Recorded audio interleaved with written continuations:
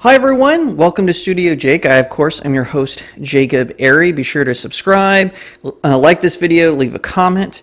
Wherever you are, whether you're watching on Facebook, YouTube, or Rumble, I hope that you'll subscribe to this space where I talk about all kinds of things, where pop culture, or comic books, or television, or film, or novels, whatever it is.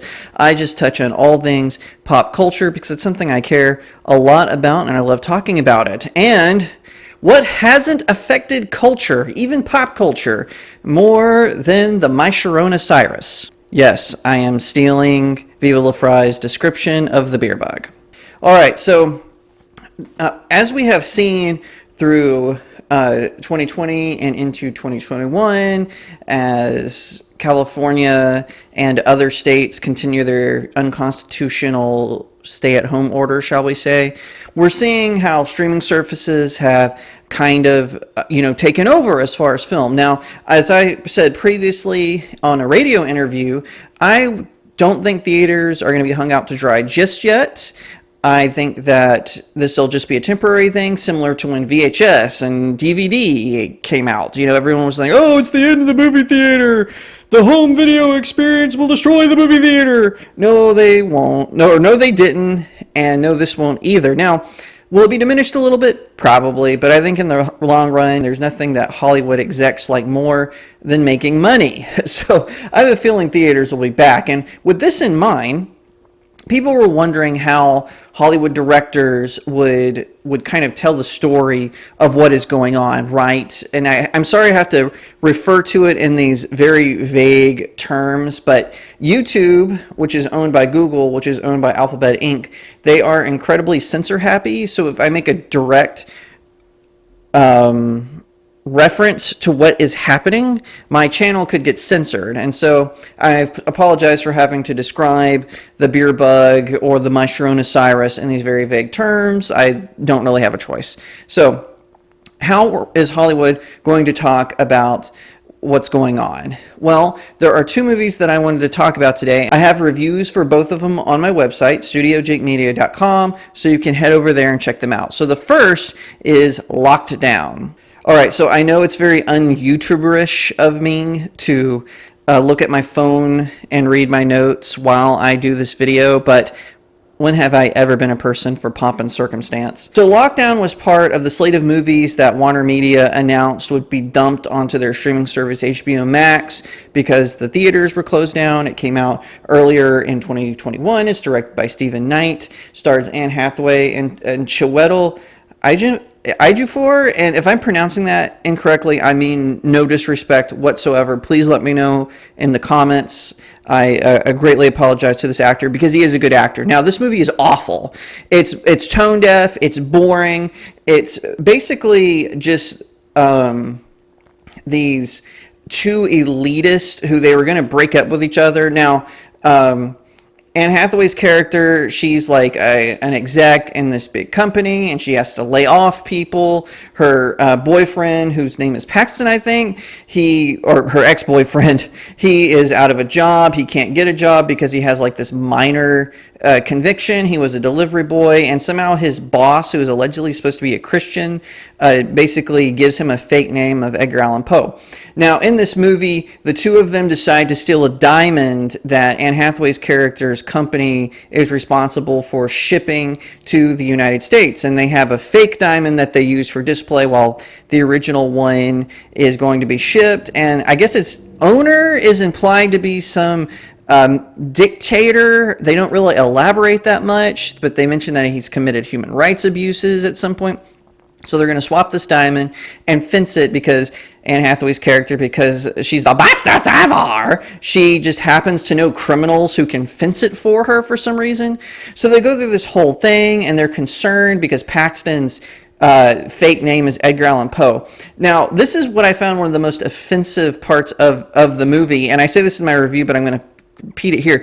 They regularly mock working class people as not knowing anything about literature and music, and so even though his name is Edgar Allan Poe, these Nimrods who are the security guards who work for Anne Hathaway's company.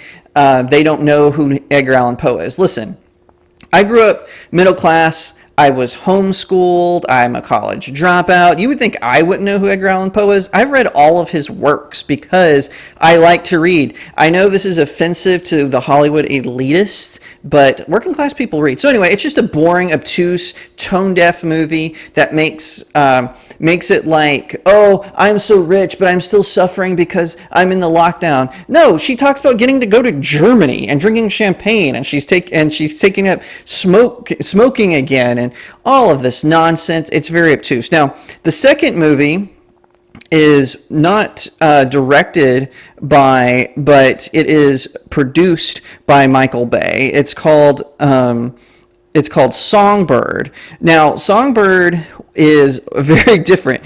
It takes place in sort of this dystopian future where now the what is happening has evolved into something greater. So instead of dying over a period of a few weeks, you can die within hours. And it's directed by Adam Mason. It has a pretty good cast. KG Appa, he plays the main character Nico. It's got Sophia Carson, who plays Sarah, his girlfriend.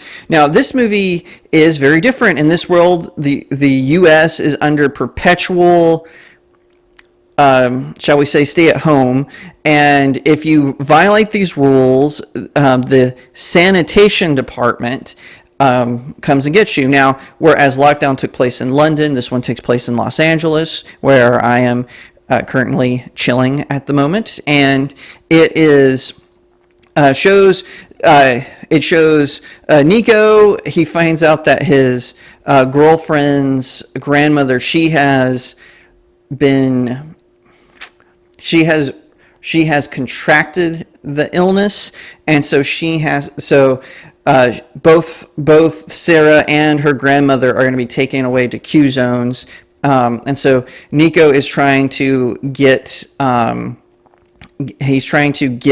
immunity bracelets so he and Sarah can escape, because he knows she's going to be taken away no matter what happens. And it's got like this really great cast where there's also this subplot.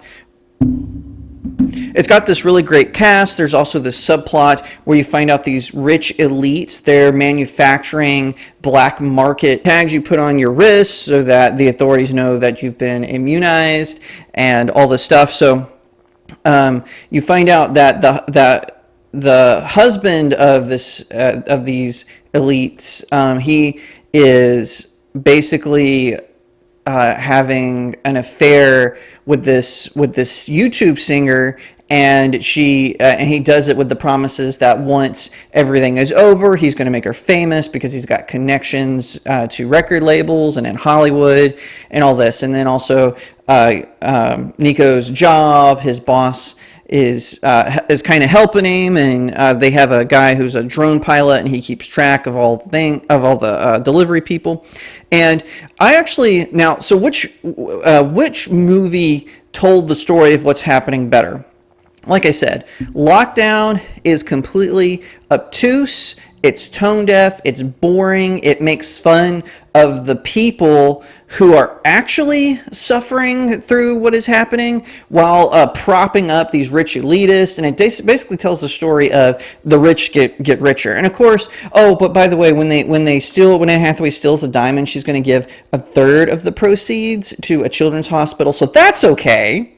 But basically, to me, it just shows how out of touch Hollywood is with what is happening in people's lives. It's very insulting. It's very, and I keep saying the word obtuse. I don't know exactly how else to say it. But it's very insulting to its audience. It talks down to you.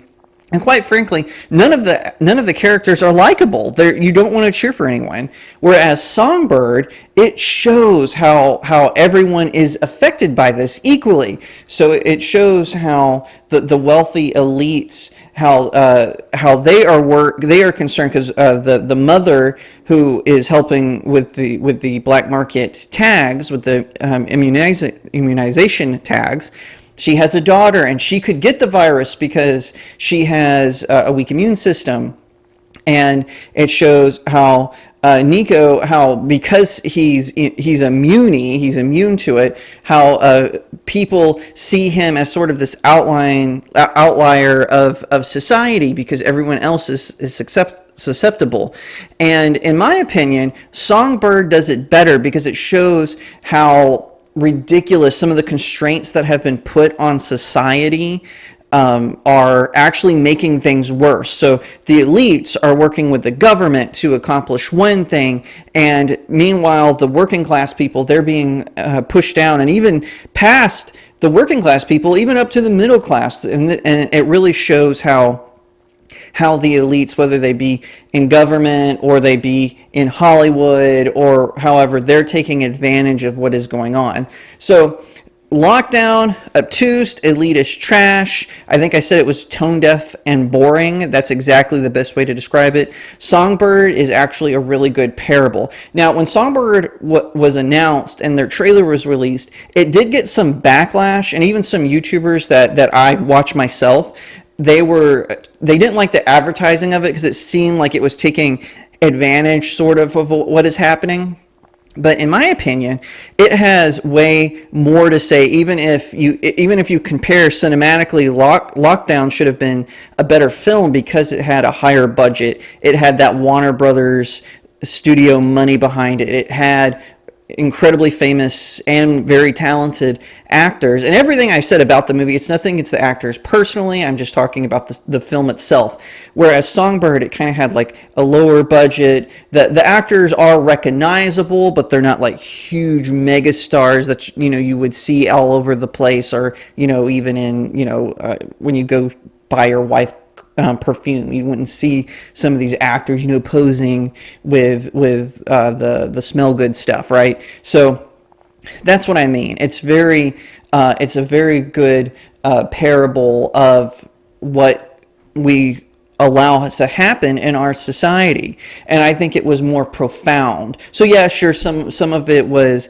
a little lower budget, and it did at times feel like a little confusing and a little bit rushed, but I do feel like it was a more profound film in the sense that it was a parable. So of these two most well-known movies that talk about what is going on, I would say Songbird is the most correct of the two. And that's just my opinion. If you disagree with me, let me know in the comments. Just don't be rude about it.